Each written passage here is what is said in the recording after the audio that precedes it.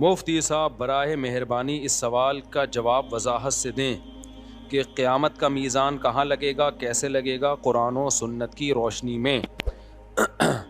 دیکھو، برزخ کی جو باتیں ہیں نا، یا قیامت کی جو باتیں ہیں، چونکہ وہ یہ دنیا نہیں ہوگی تو اس کی پوری کیفیت ہمیں نہ بتائی ہے نہ ہمیں سمجھ میں آ سکتی ہے، اس لیے اس کی پوری کیفیت کو جاننے کی کوشش کرنا ایک فضول حرکت ہے۔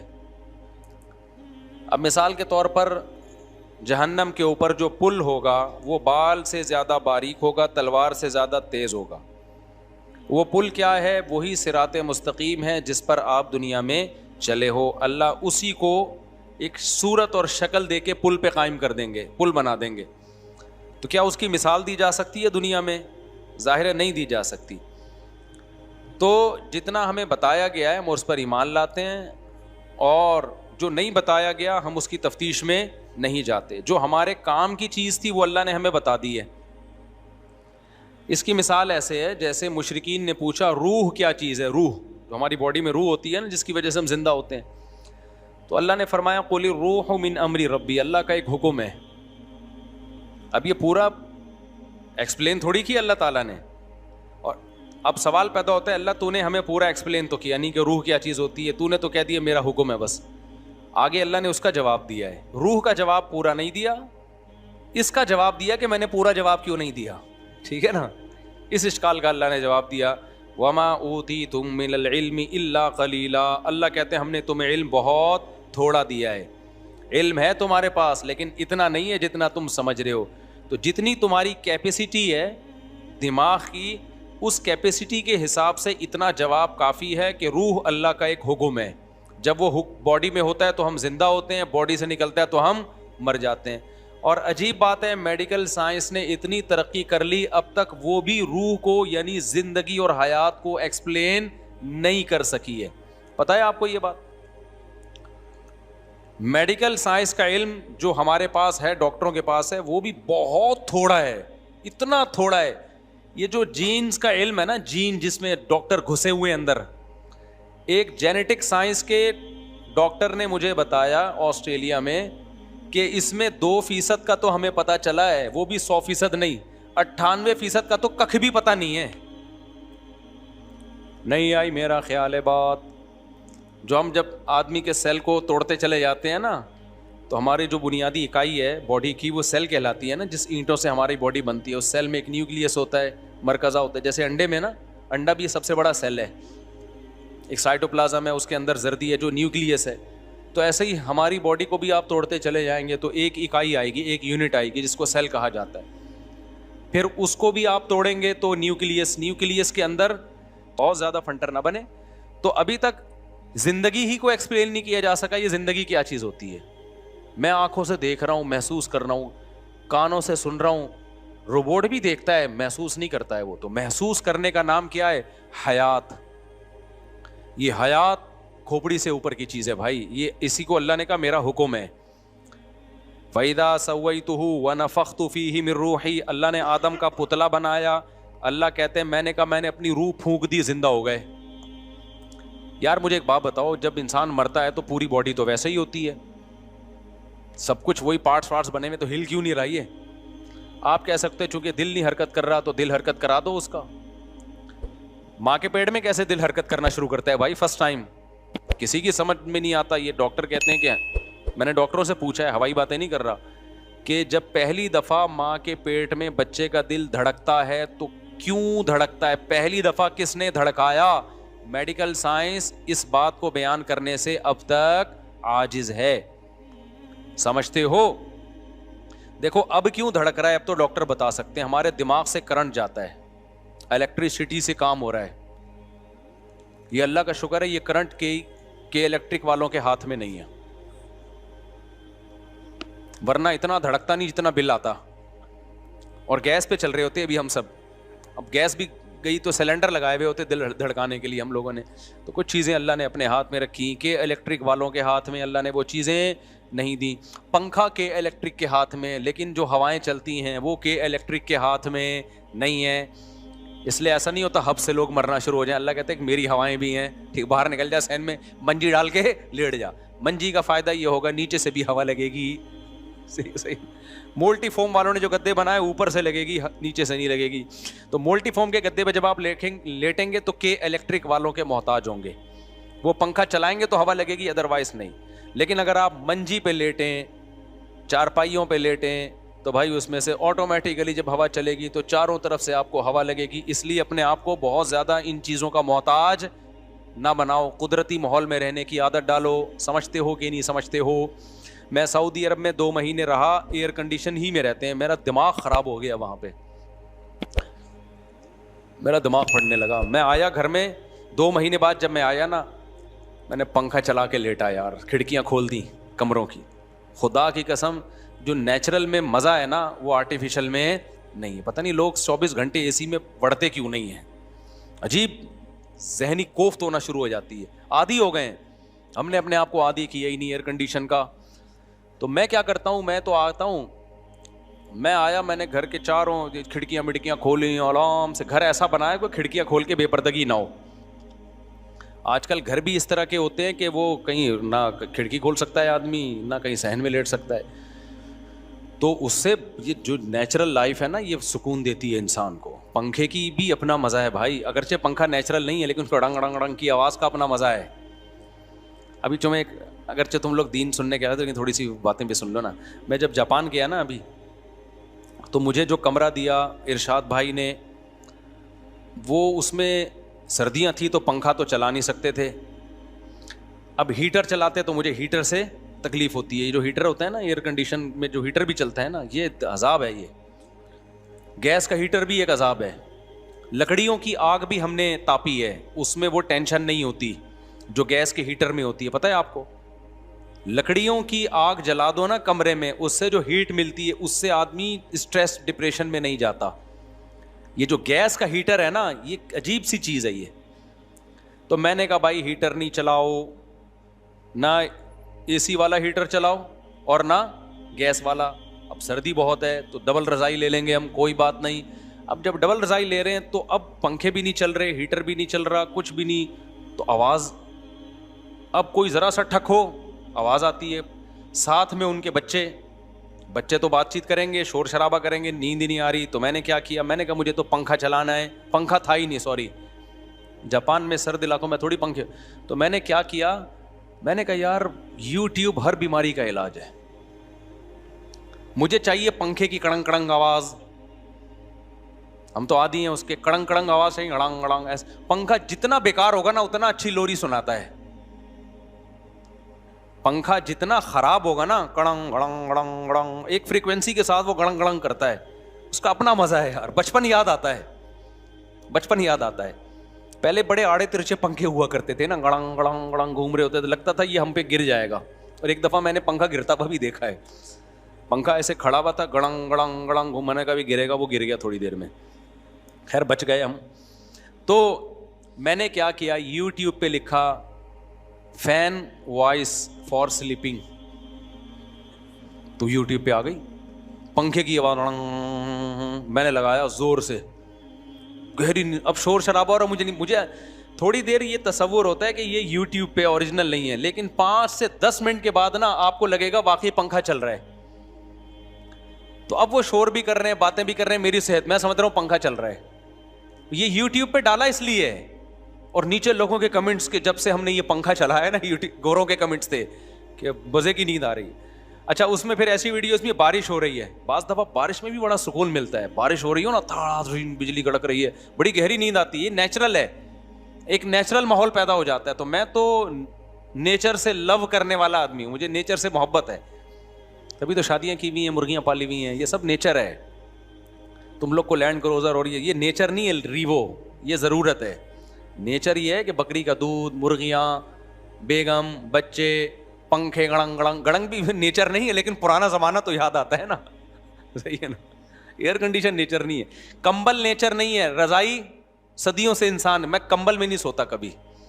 آپ دیکھ لیں, میں جہاں بھی جاتا ہوں بولتا ہوں بھائی رضائی چاہیے. رضائی کا ایک ویٹ ہوتا ہے, سردیوں میں جب رضائی لحاف اوپر لیتے ہو اس کا اپنا مزہ ہے, کمبل میں وہ مزہ نہیں ہے. دوسرا کمبل میں گڑبڑ کیا ہوتی ہے, وہ کرنٹ مارتا ہے. بالوں سے چپک رہا ہے, بال چپک رہے ہیں, ابے ایک ٹینشن ہے. پھر اس کے اندر گرد و غبار اٹکتی ہے, آپ کو پتہ نہیں ہوتا, اس کی صفائی آسان نہیں ہوتی کمبل کی, تو کمبل ہو جاتا ہے آپ کو. تو اس لیے میں نے اپنے لیے گھر میں رضائی رکھی ہوئی ہے, زیادہ سردی ہوگی ڈبل رضائی. کہیں بھی جاتا ہوں مہمانوں سے بولتا ہوں, میزبان سے بولتا ہوں مجھے رضائی لگا دو, کمبل نہیں. تو رضائی میں ویٹ نا, شدید سردی میں رضائی کا جو وزن ہوتا ہے نا آپ کے اوپر آتا ہے, بڑا مزہ ہے اس میں بھائی. تو وہ کیا ہم نے یوٹیوب پہ پنکھا لگا لیا, کڑنگ کڑنگ آواز آ رہی ہے, بڑے مزے سے میں پنکھا لگا کے سو گیا. اب جب وہ صبح مجھے اٹھانے کے لیے آئے تو کہنے یہ موبائل میں کیا شور ہو رہا ہے مفتی صاحب, کیا کہ پوری رات آپ موبائل دیکھتے رہے ہو, سوئے نہیں؟ میں نے کہا نہیں, میں پنکھا چلا کے سویا ہوں, میں پنکھا چلا کے سویا ہوں. پھر کیا ہوا کہ اب وہ بچے شور کر رہے ہیں, میں کہتا ہوں کرتے رہو شور, مجھے پرواہ نہیں ہے, میں پنکھا چلا رہا ہوں بہت تیز. جب زیادہ شور ہوتا تھا تو پنکھے کی آواز کیا کر دیتا تھا, بڑھا دیتا. یہ بڑی مزے کی چیز ہے, یوٹیوب پہ سرچ کریں, بڑا مزہ آتا ہے اس سے. خیر میرے بھائی, اور آسان اس سے اچھا طریقہ کسی کا بیان لگا لو. بعض دفعہ میں بیان لگا لیتا ہوں, اپنا نہیں لگاتا, کیونکہ اپنا لگاؤ نا تو پھر وہ اور نیند غائب ہو جاتی ہے, اس میں ہنسی کی باتیں آتی ہیں, تو میں کبھی خود اپنے ہی لطیفے پہ ہنسنا شروع کر دیتا ہوں. تو میں پھر کسی بڑے بزرگ کا بیان لگا دیتا ہوں. اس کا فائدہ یہ ہوتا ہے نالج میں بھی اضافہ ہوتا ہے, موٹیویشن بھی ملتی ہے, اور بعض دفعہ نیند بھی آ جاتی ہے, بیان سنتے سنتے سو جاتا ہے آدمی. یہ جب کرتا ہوں جب دماغ چل رہا ہو. آج کل سیاسی حالات نے نا دماغ کا دہی بنا دیا ہے, کسی کو بھی ٹائم پہ نیند آ جائے اس کا مطلب وہ پاگل ہے.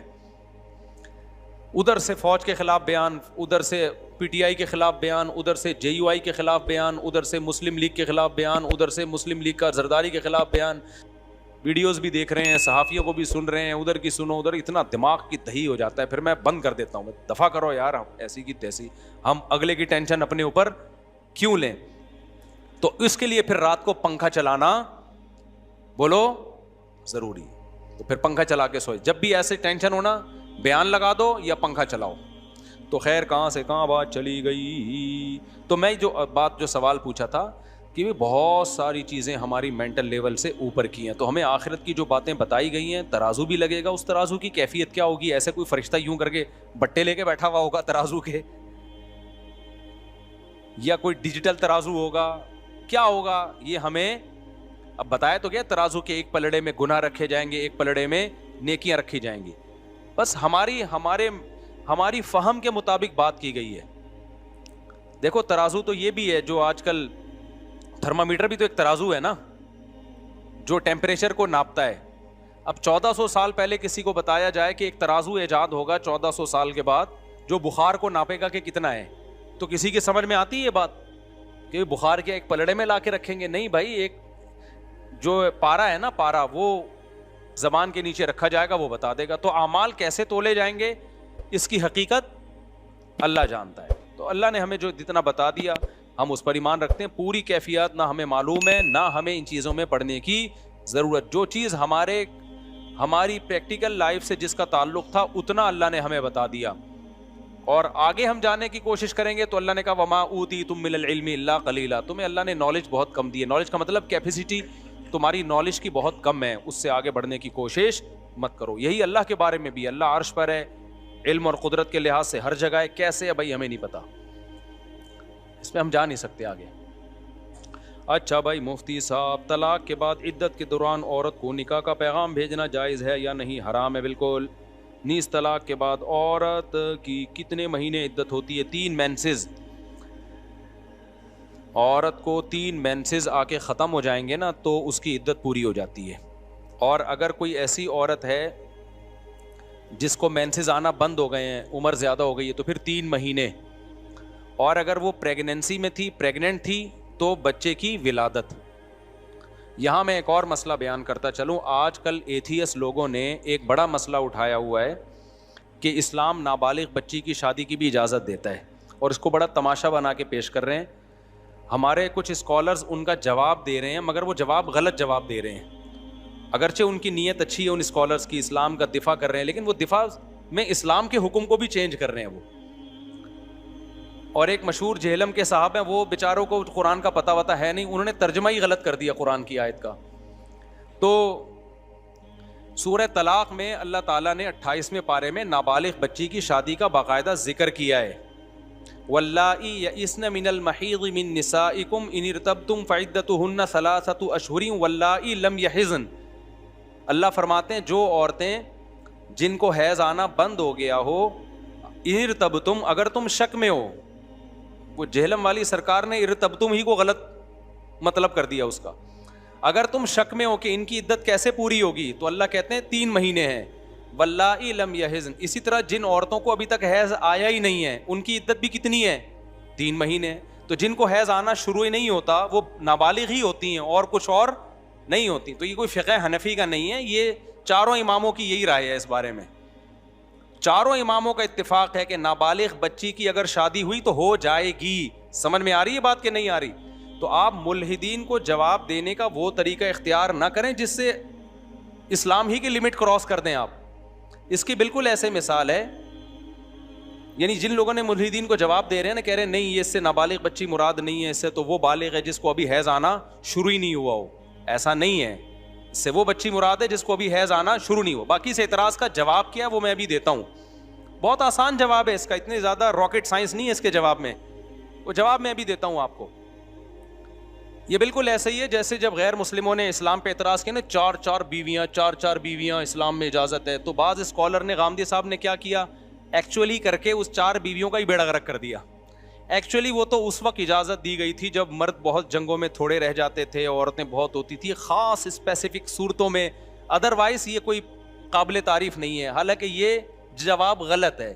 آپ غیر مسلم کو مطمئن کرنے کے لیے، اگرچہ آپ کی نیت اچھی ہوگی کہ بھئی اسلام پر اعتراض اٹھ رہا ہے تو اس کا جواب دے دیا جائے، نیت پہ ہم شبہ نہیں کرتے، لیکن یہ جواب غلط ہے. 4 شادیاں پوری امت کا اجماع ہے کہ جنگوں میں مرد کم ہو یا زیادہ ہو اس سے کوئی فرق بولو نہیں پڑتا، اجازت ہے ہمیشہ سے، آج اجماع امت ہے یہ. تو اس میں غیر مسلموں کو آپ مطمئن کرنے کے لیے ایسا جواب دینا شروع کر دیں کہ اسلام ہی کو چینج کر دیں، یہ طریقہ ٹھیک نہیں ہے. وہ کبھی بھی مطمئن نہیں ہوں گے. اگر آپ نے ہر چیز کو اپنی عقل سے ہی فیصلہ کرنا ہے تو پھر یونائٹڈ نیشن کو آپ اپنا خدا بنائیں، آپ اس سے پوچھیں. وہاں بڑے بڑے ماہرین بیٹھے ہوتے ہیں، عقل سے فیصلہ کر رہے ہوتے ہیں کیا بہتر ہے کیا بہتر نہیں ہے. جب وحی کی تعلیمات سامنے آتی ہیں تو کچھ چیزیں تو ایسی ہوں گی جو آپ کی عقل کے مطابق ہوں گی، کچھ چیزیں ایسی ہوں گی جو آپ کی عقل کو سمجھ میں نہیں آ رہی ہوں گی. وہاں آپ کو اللہ کے سامنے ہتھیار ڈالنے پڑیں گے. اگر سب کچھ عقل سے ہی پوچھنا ہے تو اللہ رسول کی آپ کو پھر ضرورت کیا ہے؟ میں سمجھا پا رہا ہوں اپنی بات؟ پھر تو ہومو سیکسولیٹی کو بھی عقل سے آپ کیسے غلط ثابت کرو گے؟ کہیں گے جب اس کا وسیم کا دل کر رہا ہے فلانے کے پاس جانے کا تو دونوں جب راضی ہیں تو کسی تیسرے کو کیا تکلیف ہو رہی ہے؟ آپ عقل سے کیسے غلط قرار دو گے؟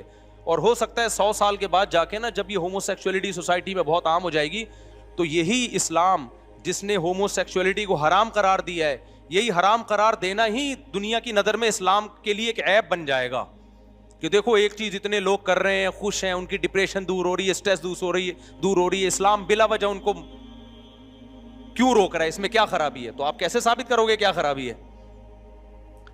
تو اس لیے اسلام میں صرف حنفیوں کے یہاں نہیں ہے. وہ جہلم والی سرکار نے بولا ہے کہ حنفیوں نے اور پتہ نہیں اس طرح کی جو ان کی عادت ہے. ایک تو میرے سے جہلم والی سرکار کا پورا بیان کبھی سنا ہی نہیں جاتا، ٹو دا پوائنٹ بات کم ہوتی ہے، اور اس میں اشرف علی رسول اللہ، چشتی رسول اللہ، فلانا رسول اللہ، دیوبندی، بریلوی، وہ بھائی آپ جب کوئی علمی بات ریکارڈ کروا رہے ہو ٹو دا پوائنٹ بات کرو آپ، تاکہ اگلا بھی سن سکے آپ کی بات کو. تو میں نے وہ سنا ہے بڑی مشکل سے.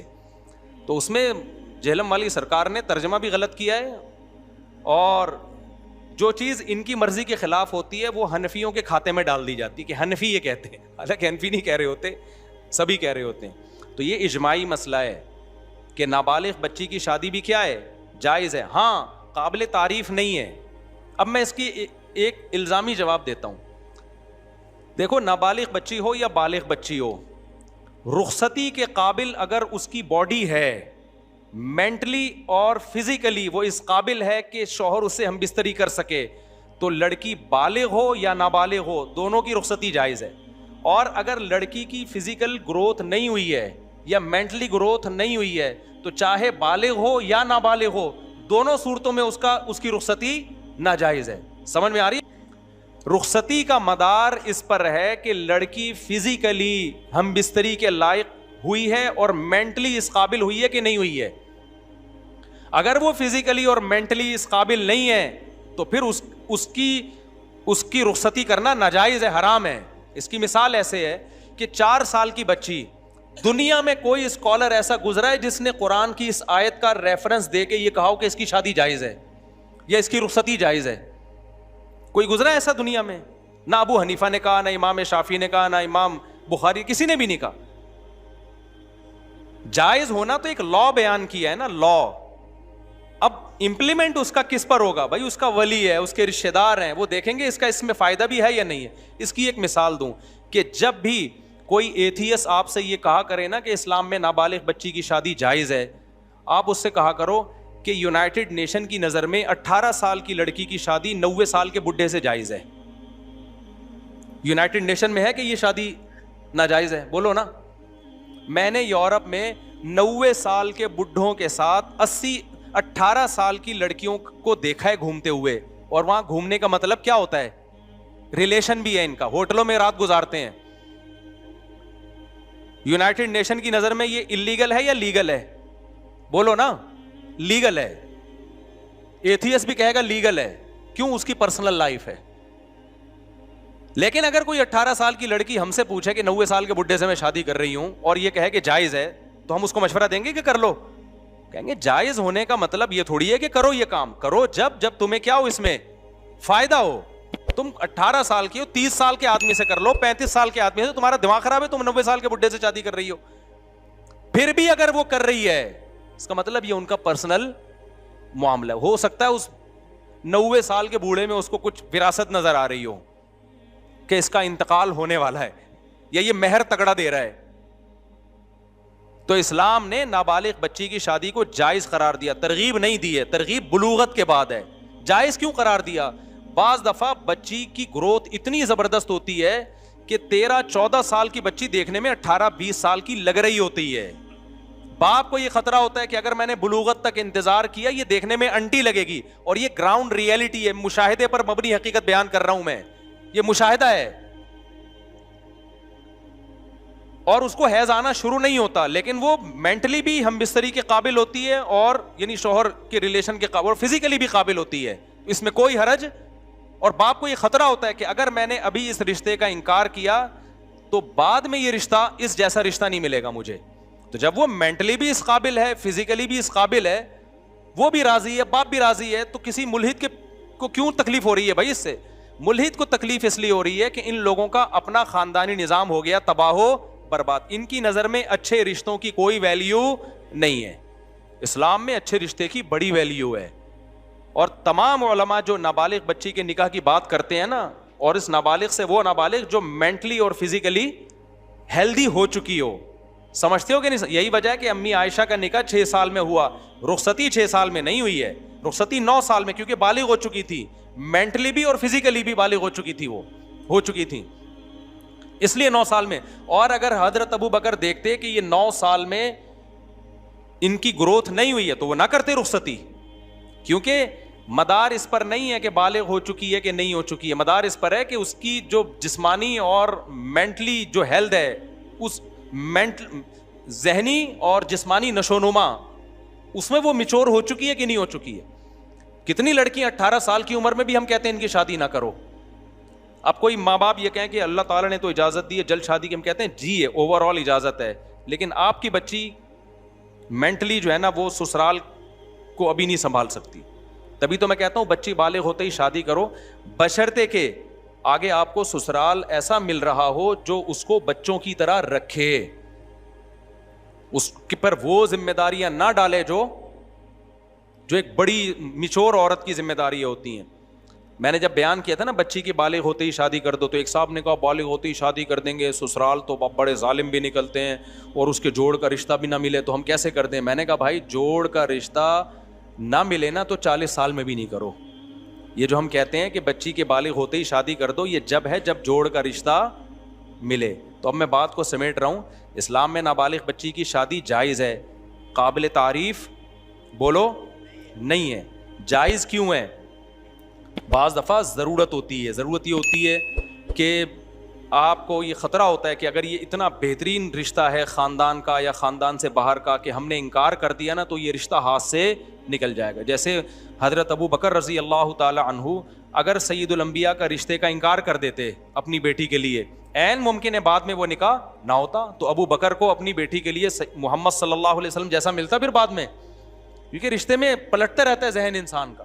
آج آپ کہیں کرنا چاہ رہے ہو, لڑکی والے کہتے ہیں 1 سال کے بعد آنا, اس کے دوران آپ کا موڈ ہی چینج ہو چکا ہوتا ہے. تو اچھا رشتہ تو ایسی چیز ہے فوراً پکڑ لے انسان اس کو.